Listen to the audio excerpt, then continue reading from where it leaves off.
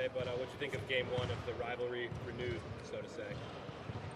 I mean, you leave that game last night from our perspective, disappointment. The nostalgic part of the Celtics and the Sixers isn't even close to what's on my mind. It's trying to look at the game and make it better, find better ways to put ourselves in a position to win.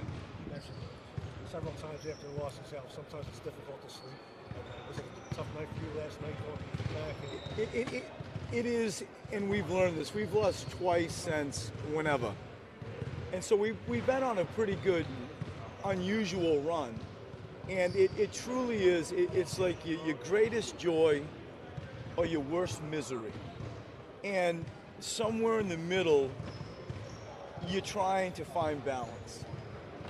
And so, you think about stuff all night long, as I should, and it's just part of this time of the year, and it's part of the challenge, the excitement, in sort of a sadistic type of way. Right, in a way, it's almost what you've been wanting.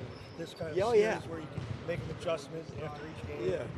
Yeah, it's like all of us. If you go see a movie, to me, the ones that you remember are the ones that make you cry, get you afraid, have some deeper thought, and like this time of year brings you to, like I said before, your greatest height, your lowest low, and somewhere in the middle you find a balance. After a playoff loss, you have to decide between we need to do what we do better or we need to change what we're doing. Which way do you lean after sort of watching? A little bit of both. I think, you're always like studying how they scored and, what mightn't you have done better. I've said to the group before, it's always the greatest challenge is to select a vanilla game plan and walk it down. When you have to start pivoting out of massive type decisions, that's when you end up chasing, and I find you don't win series that way. And so I think by and large, I like the game plan that we've chosen. There are some smaller things that we have to get better at, and some smaller things that we have to change. Did Miami or did Boston do anything in particular to make Robert Covington a little bit less effective from long distance? I think schematically, Boston's always mindful of the three-point shot, and in some ways they seem quite okay to let Joel get 40. And, they're very mindful of the perimeter. And when teams do that and they do it well, and Boston does do that well, at times Robert can be influenced if we don't sort of help him with movement and move as a team, and him be aware of blind defenders and those types of things. I give credit to Boston, and I think there are some things that we can do, that I can do to help him more. Joe mentioned just now, and he's mentioned it before, that you guys want him to take like 8 to 10 threes. Like he said, it's just not his kind of game. With them being more willing to. Did I say 8 to 10? Did I say 8 to 10 threes? Did I say 8 to 10? I thought it was 4 to 6, but that's okay. 4 to 4. Don't leave me hanging in front of the media. He's right. Like, I think in the trail spot, he's really good at it. It's harder with a mask, and it's harder when you haven't played basketball. But when I look out, look at Horford. Look at what a five-man can do that can shoot threes. And so somewhere with the coach's wish and the acknowledgement that he's pretty damn good at a block, and the reality that he hasn't played much, it'll grow to that, and I think in general, we need to shoot more threes as a team. If that's including Joel in that trail spot, especially, fine. But I think in general, it's, this, it's how we've talked about playing basketball since we met and I was hired. They keep bringing it up, but Fultz didn't play last night, so what Tatum did.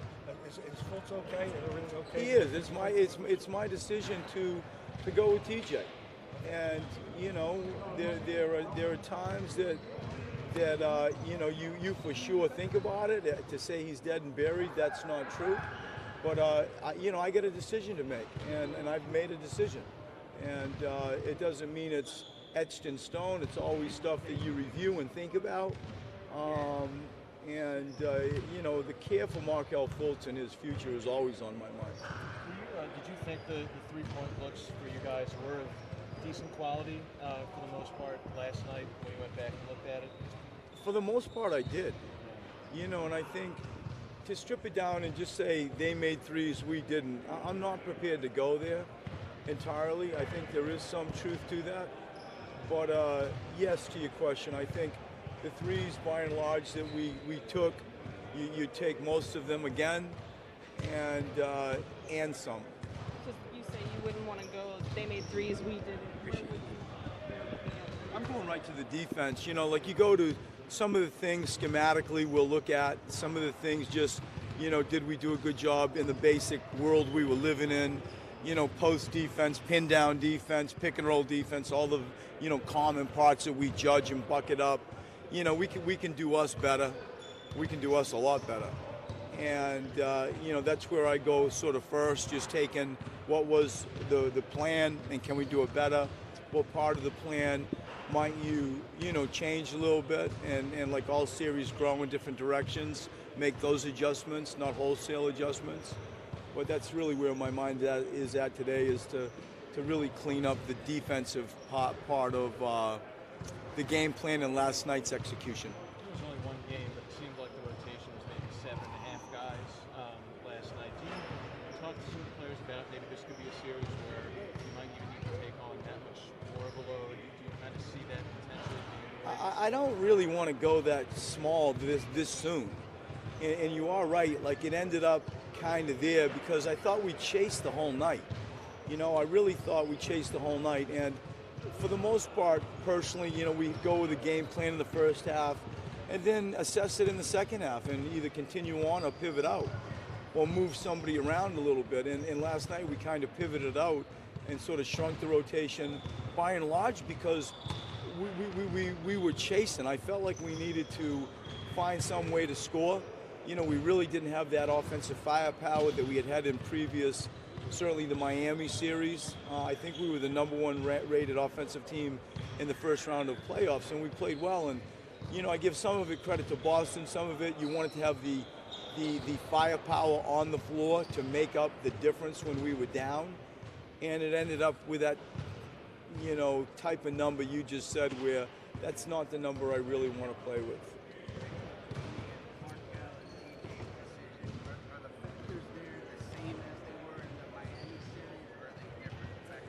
I mean, I think all of us, this is where sometimes I kind of scratch my head.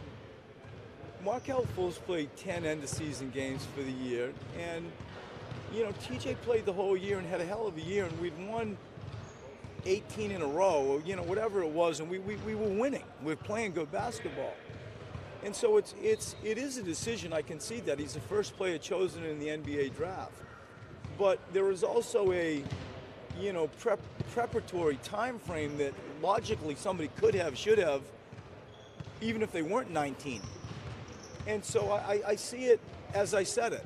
You know, it's I've decided to do it because, you know, there's continuation of growth of a whole year.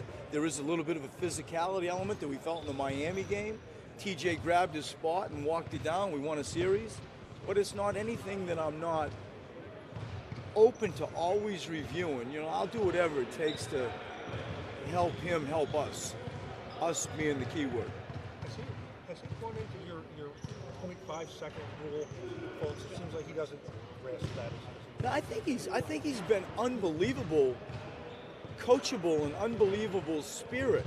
Like these questions that we're going through, you know, my discussions with him is very brief, and, you know, it's a fist bump and he moves on. Like it's setting a stage for sure for next year, and not to discount anything going on now. Don't write that. It's not that.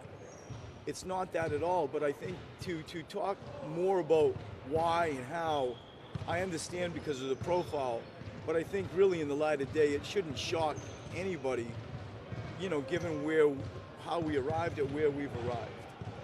The Horford pick and roll, can you contain that as a two-man game, or do you have to maybe bring a third over more than you want to? Yeah, no, I hear you, and it's when you see him pick and pop at the top, and, you know, do you late switch it? Do you switch it? Do you full rotate, which is what you're asking? Like, do you send a third man to it and like full rotate out of it? You could. There's depth at the back end of that. you know, like immediately you're scrambling and you're really trying not to. I feel that we can do a better job in some of the two schemes that we were in to maybe get to him a little sooner. I hope that we wouldn't have to full rotate, send that third defender like you're asking the question. It's a fair question.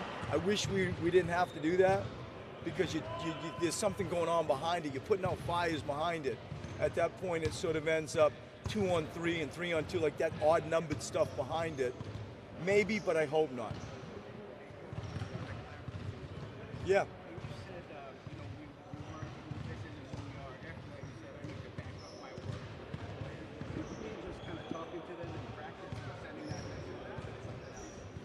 No, it means that, like, I can say this isn't who we are, and I believe that, but we have to come out Thursday night and show that.